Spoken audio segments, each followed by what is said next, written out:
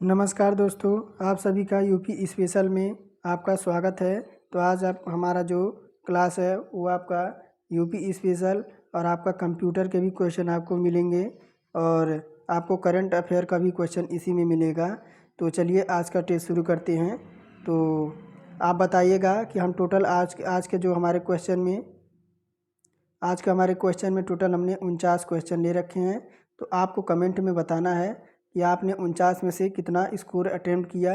तो चलिए आज का टेस्ट शुरू करते हैं। पहला क्वेश्चन है आपका कि निम्न जिलों में आपका क्षेत्रफल में सबसे छोटा ज़िला कौन सा है। तो जौनपुर है, प्रयागराज है, बनारसी है या गाजीपुर है। तो निम्न क्षेत्रों में क्षेत्रफल में सबसे छोटा ज़िला आपका क्षेत्रफल में सबसे छोटा ज़िला कौन सा है। तो आपका बनारस है। ऑप्शन नंबर सी हमारा करेक्ट हो जाएगा। और निम्न में से कौन सा क्षेत्रफल बढ़ते क्रम की दृष्टि से सही है। निम्न में से आपको कौन सा क्षेत्रफल की दृष्टि से बढ़ते क्रम में आपका सही है, यानी आपका आरोही क्रम में होना चाहिए, आपका ऐसे बढ़ते क्रम में होना चाहिए, क्षेत्रफल में आपका बढ़ते क्रम में होना चाहिए। तो बताइए वह कौन सा ज़िले होंगे क्षेत्रफल की दृष्टि से। तो आपका क्या होगा, तो सबसे पहले आपका क्या होगा, गौतम बुद्ध नगर।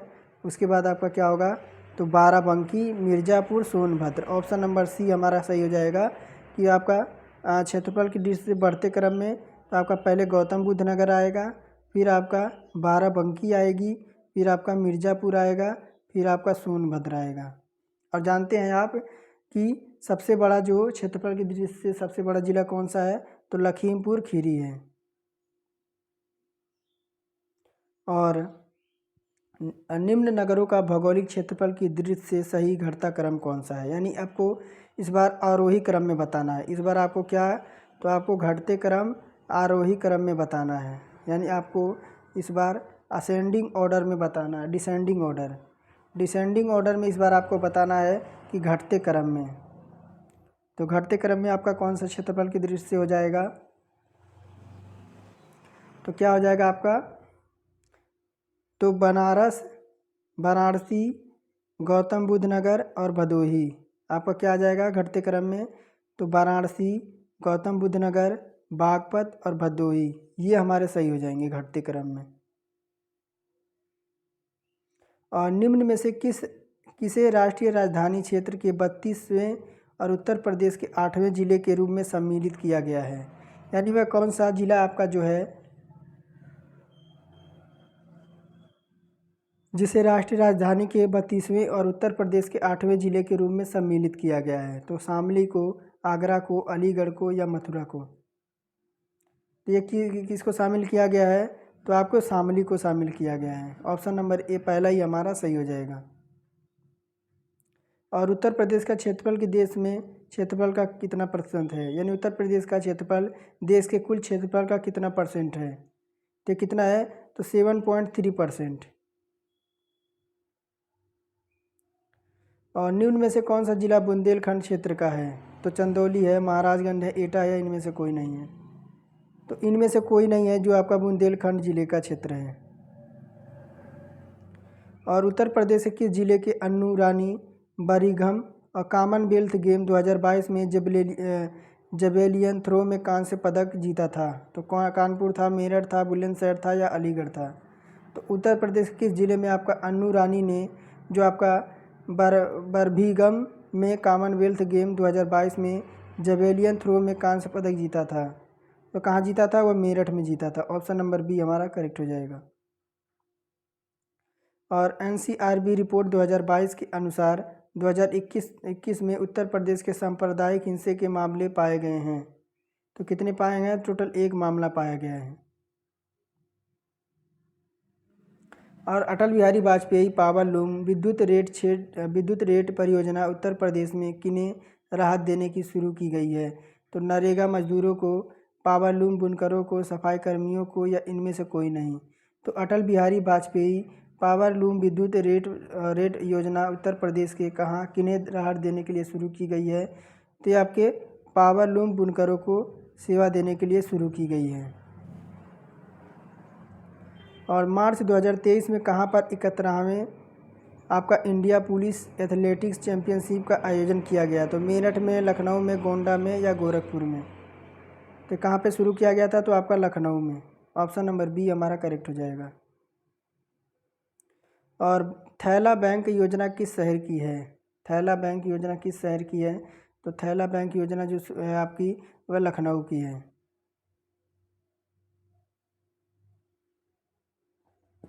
हाल ही में उत्तर प्रदेश सरकार ने कितने प्राचीन और ऐतिहासिक स्थलों को सुरक्षित स्थल बनाने की घोषणा की है?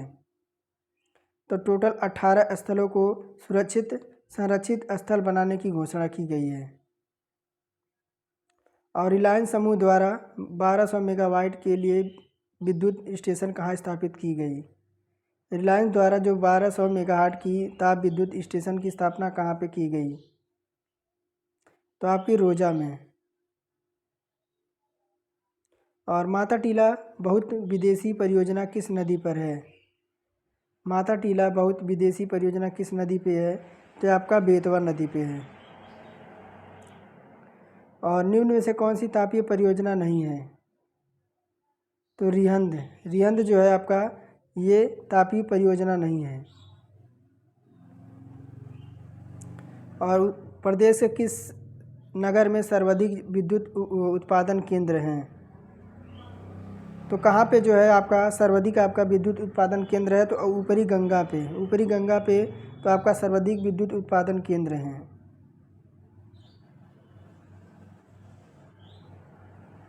और निम्न में से तापीय संयंत्रों में एनटीपीसी का नहीं है। तापीय संयंत्रों में एनटीपीसी का नहीं है, तो क्या नहीं है? तो आपका ओबरा संयंत्र। ओबरा संयंत्र जो है आपकी तापीय संयंत्रों का एनटीपीसी में से नहीं है। और उत्तर प्रदेश में चकबंदी योजना कब शुरू हुई?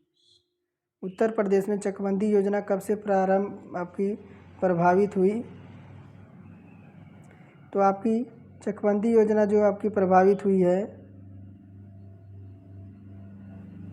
तो 1954 से 1954 से आपकी चकबंदी योजना आपकी जो है वह प्रभावित हुई है।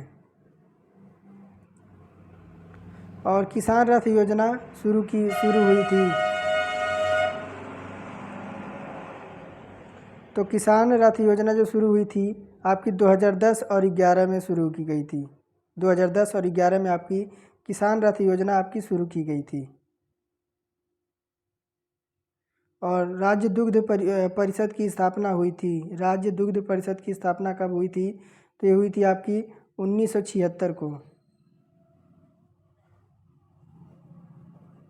और गंगौर मेला किस ज़िले में आपका लगता है? गंगौर मेला किस ज़िले में आपका लगता है? तो ये लगता है आपका आगरा में। और डीवीडी यानी डबल लेयर वाले का स्टोरेज होता है। डीवीडी डबल लेयर वाले का स्टोरेज कितना होता है? तो ये होता है आपका 8.5 GB।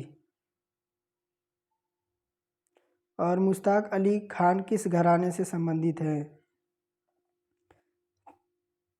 मुश्ताक अली खान किस घराने से संबंधित है? तो आपके बनारस घराने से।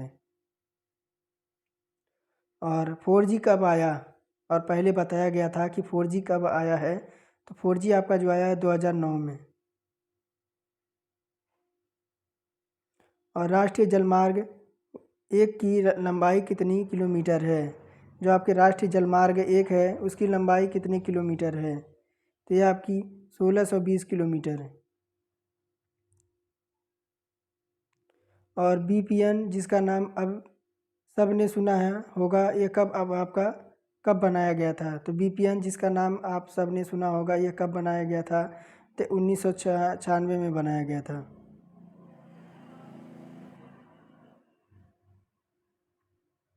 और 410 जो कि पहली व्यापारिक भाषा थी कि एक पंक्ति में कितने वर्ड्स लिखे जा सकते थे? 410 जो एक पहली व्यापारिक भाषा थी, एक पंक्ति में कितने वर्ड्स लिखे जा सकते थे? तो टोटल 72 आपके वर्ड्स लिखे जा सकते थे एक पंक्ति में। और WW और HTML का विकास कब हुआ? WW और HTML का विकास कब हुआ? तो आपका 1989 को। और HTML की खोज किसने की थी या विकास किसने किया था? तो ये किया था टिम बर्नर्स-ली ने। और किसमें प्रोग्राम के लिए स्टोरेज की सुविधा नहीं होती है? किसमें प्रोग्राम के लिए स्टोरेज की सुविधा नहीं थी? तो आपका क्या था? ENIAC, इसमें आपका प्रोग्राम के लिए स्टोरेज की सुविधा नहीं थी। और फोर्टेन लैंग्वेज किस पीढ़ी में आई है? तो फोर्टेन लैंग्वेज जो आपकी दूसरी पीढ़ी में आई है। और प्रिंटर कितने प्रकार के आपके होते हैं? तो प्रिंटर आपके 2 प्रकार के होते हैं। और मेमोरी कैपेसिटी किसकी सबसे ज़्यादा होती है? तो मेमोरी कैपेसिटी जो सबसे ज़्यादा होती है वह रजिस्टर की होती है। और कैच मेमोरी की मैक्स स्टोरेज क्षमता होती है। कैच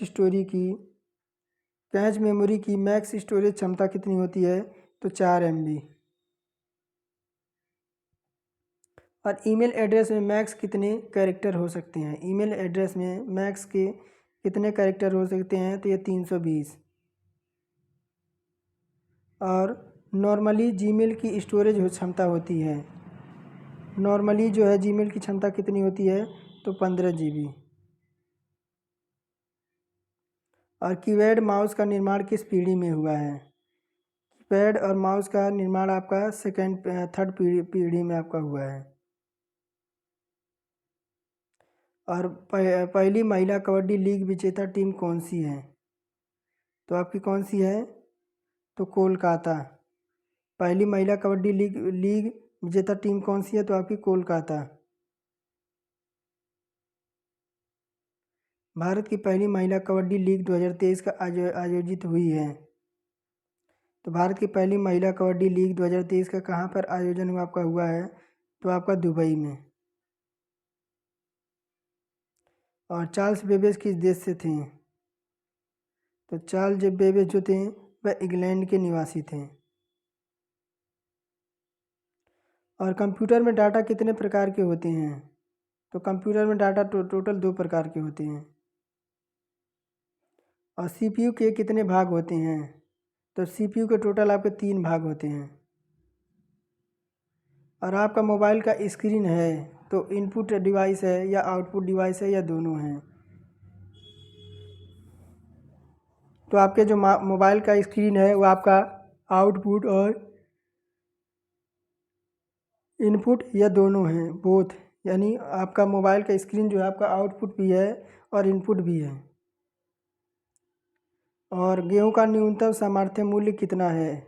गेहूं का न्यूनतम समर्थन मूल्य कितना है? तो यह है आपका टोटल 2125 रुपये। और दुर्गा स्टील प्लांट किस देश में सहयोग से स्थापित किया गया था? जो आपका दुर्गा जो कि आपका पश्चिम बंगाल में है। कहाँ पे है आपका? तो आपका वेस्ट बंगाल में है। वेस्ट बंगाल में है ये आपका, जो कि आपका दुर्गापुर स्टील प्लांट किस देश से सहयोग से बना है? और ये जो बना है आपके ब्रिटेन के सहयोग से आपका बना है, जो कि आपका कहाँ पे है? तो पश्चिम बंगाल में है। और निम्नलिखित में से किस देश में सर्वप्रथम शून्य आधारित बजट लागू किया गया था? तो शून्य पर आधारित बजट आपका कहाँ लागू किया गया था? तो अमेरिका में। और पृथ्वी पर दिन और रात की अवधि कहाँ लगभग एक समान होती है? तो किस पे होती है? तो भूमध्य रेखा पे। परीक्षा ताप विद्युत केंद्र कहाँ पर स्थित है? तो कहाँ पर स्थित है? तो आपका झांसी में।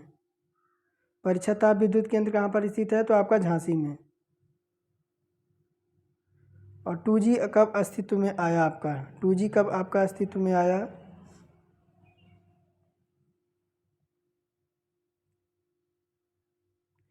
तो ये थे हमारे टोटल 49 क्वेश्चन।